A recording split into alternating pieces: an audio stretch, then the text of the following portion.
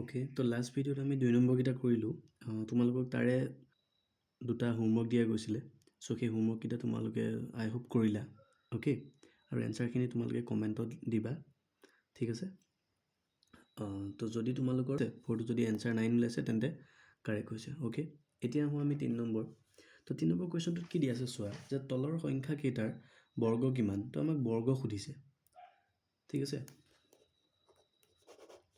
কি আমি 1টো লৈ লৈছোঁ 19। এতিয়া 19ৰ বৰ্গ মানে কি, যে 19ক আমি আকৌ কিহেৰে পূৰণ কৰি দিম? 19ৰে পূৰণ কৰি দিম, ঠিক আছে। তো কৰা 9 9 গুণ 81, 1 8 গুণ 9 গুণ 9 8 17, 9 গুণ 9 1 গুণ 1, এইটো 1 হৈ গ'ল, এইটো 1600, 1 1 2 1 3। তাৰ মানে 19ৰ বৰ্গ কিমান পালোঁ আমি? 361, ঠিক আছে। চ' তাকে আমি এনেকৈ লিখিব পাৰোঁ যে 19 স্কোৱাৰ বৰ্গটোক আমি এনেকৈ লিখোঁ ইকুৱেল টু 361 হৈ গ'ল। অ'কে, তো ইজি। যিটো সংখ্যা দিয়ে তাক আমি আকৌ সেই সংখ্যাটোৰে পূৰণ কৰি দিলে আমি বৰ্গটো পাই যাম, হ'ব। এতিয়া মই 2 নম্বৰটো তোমালোকলৈ হোমৱৰ্ক 3টো কৰি দিছোঁ। তো 3টো আমাৰ কিমান আছিলে? 53, ঠিক আছে। তো ইয়াৰ চলিউশ্যনত আমি কি কৰিম, যে 53 ইনটু কৰি দিম 3 3 গুণ 9, 5 3 গুণ 15, 5 3 গুণ 15, 5 1 গ'লে 5 5 গুণ 25 1 26, এইটো 9 5 5 10 0 6 1 7 1 8 2 হৈ গ'ল। তো এনেকৈ 53 বৰ্গ মানে কি? 53 স্কোৱাৰ ইকুৱেল টু কিমান হৈ গ'ল? 2809। এই স্কোৱাৰটোৱে কি বুজাই আছে? স্কোৱাৰ মানে কি? আৰু 2 সংখ্যা আছে, সংখ্যাটোৰ ওপৰত যদি আমি 2 দিওঁ তাৰ মানে কি বুজিম? এই সংখ্যাটো বৰ্গ, তাৰমানে 53 বৰ্গ কিমান? 2809 হ'ল। তো ইয়াতে থকা 2টো আৰু এই 4 নম্বৰটো তোমালোকৰ কাৰণে হোমৱৰ্ক, ঠিক আছে। ছেইম মেথড হয়, কৰিবা। অ'কে, তো এনেই তোমালোক কৰি ভাল লাগিছে চাগে, চ' সেইটো কাৰণে এই দুটা দি দিছোঁ। আচ্ছা, এবাৰ কুৱেশ্যন নম্বৰ 4টোত কি দি আছে চোৱা, মৌলিক উৎপাদক বিশ্লেষণ পদ্ধতিৰে বৰ্গমূল নিৰ্ণয় কৰা। আমাক উলিয়াব দিছে বৰ্গমূল, কিন্তু ইয়াতে পদ্ধতিটো মেনশ্যন কৰা আছে যে মৌলিক উৎপাদক বিশ্লেষণ। আচ্ছা, এতিয়া এই পদ্ধতিটো আমি আগতেও কৰি আহিছোঁ, তোমালোকৰ মনত আছে চাগে, এই যে চুটিহৰণ নিয়ম পাইছিলোঁ আমি। তো সেই চুটিহৰণ নিয়মটোকে কোৱা হয় মৌলিক উৎপাদক বিশ্লেষণ। তাৰমানে আমি ইয়াতে কি কৰিব লাগিব, যিমানবিলাক মৌলিক সংখ্যা আছে আমি প্ৰথম সেইকেইটা বিচাৰি ল'ব লাগিব। তো আমি জানো যে মৌলিক সংখ্যা কোনবিলাক? 2 3 5 7, হয়নে? 9টো হয়নে? নহয়। 11। তো এনেকৈ আমাৰ মৌলিক সংখ্যাবিলাক আছে। 13 17। তো এইবিলাক চব আমাৰ কি সংখ্যা? মৌলিক সংখ্যা। তো এই মৌলিক উৎপাদক বিশ্লেষণত আমি এই সংখ্যাবিলাকেৰে ইহঁতক কি কৰিম? হৰণ কৰিম। কেনেদৰে? চুটিহৰণ নিয়মেৰে, ঠিক আছে। চ' চলিউশ্যনটো কৰিলে তোমালোকে বুজি পাবা। অ'কে, তো মই 1 নম্বৰটো লৈ লৈছোঁ 1764। আচ্ছা, এতিয়া চুটিহৰণ নিয়মটো আমি কেনেকৈ লিখোঁ? এইটো সংখ্যাটো ল'লোঁ, উল্টাকৈ এনেকৈ দিওঁ। মনত পৰিছেনে?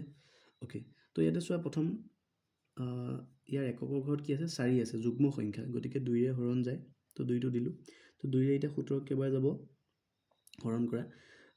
তো 2ৰে গ'ল 8 বাৰ, 8 গুণ 16 হ'ল, 16ত আকৌ 8 বাৰ, আকৌ 4ত গ'ল 2য়ে 2 বাৰ, ঠিক আছে। আকৌ যুগ্ম সংখ্যা আছে, গতিকে 2য়ে যায়, আকৌ 2য়ে দিম, 8ত যায় 4, এইটো 8ত 4, এইটো 2ত 1 হ'ল। এতিয়া এইটো অযুগ্ম আহি গ'ল, তাৰমানে 2 দিব নোৱাৰি। তো 2 পিছত ইয়াত চোৱা, 2 পিছত কি আছে? 3 পাই আছোঁ আমি, 3 মৌলিক, গতিকে 3য়ে যায় নেকি চোৱা। 3য়ে চাবলৈ এটা যোগ কৰিছোঁ, 4য়ে 8, 8 1 9।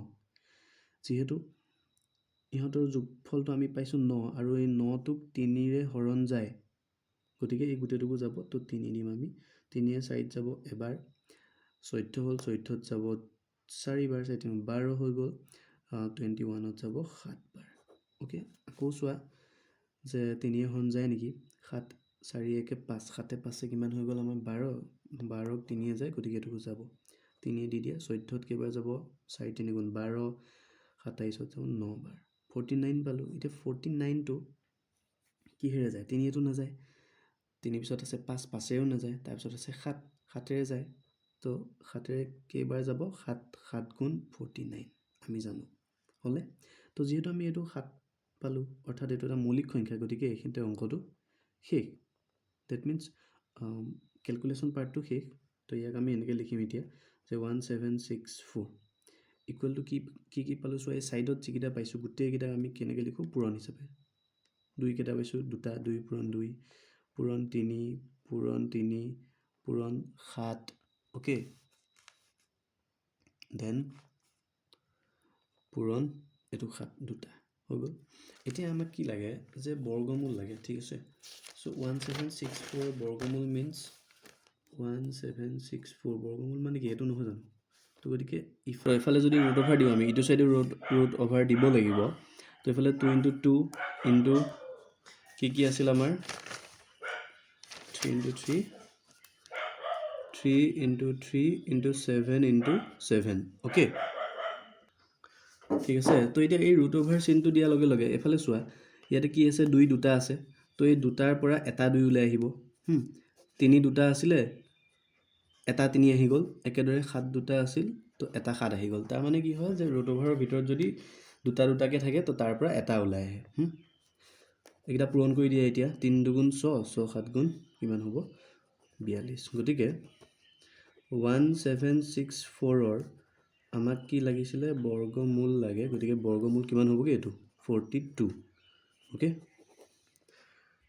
আচ্ছা তো আমাৰ 1 নম্বৰটো হৈ গ'ল ঠিক আছে এতিয়া আমি 2 নম্বৰটোলৈ যাওঁ তো 2 নম্বৰটো তোমালোকে কৰিবা হ'ব এইটো হোমৱৰ্ক থাকিব তো 3টো মই কৰাই দিছোঁ ঠিক আছে তো 7744 ওকে নম্বৰ 3 7744 তো আগৰ দৰে আমি কি কৰিম ইয়াক যে চুটিহৰণ নিয়ম ইউজ কৰিব লাগিব তাৰমানে এইটো লিখি ল'লোঁ এতিয়া ইয়াতে যিহেতু 4 আছে গতিকে 2ৰে হৰণ যায় তো 2 দিলোঁ 7ত যাব 3 বাৰ 3 × 2 = 6 হ'ল 17ত যাব 8 বাৰ 8 × 2 = 16 14ত যাব 7 বাৰ আকৌ 4ত গ'ল 2য়ে দুবাৰ 2 পালোঁ আকৌ 2য়ে যাব তো 2য়ে 3ত গ'ল এবাৰ 18ত গ'ল 9 বাৰ 7ত গ'ল 3 12ত গ'ল 4 সৰি এইটো 6 2য়ে দিছোঁ তো গতিকে এইটো 6 হ'ব আচ্ছা আকৌ 6 পালোঁ গতিকে 2 যুগ্ম সংখ্যা 2ৰে যায় তো 2য়ে দি দিলোঁ 19ত যাব কেইবাৰ 9 × 2 = 18